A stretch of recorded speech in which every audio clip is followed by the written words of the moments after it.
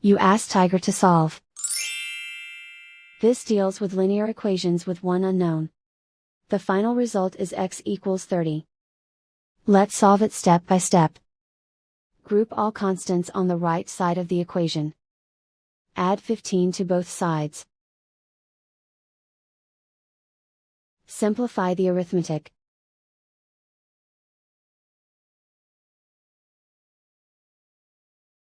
Isolate the x. Divide both sides by 3. Simplify the fraction. Find the greatest common factor of the numerator and denominator.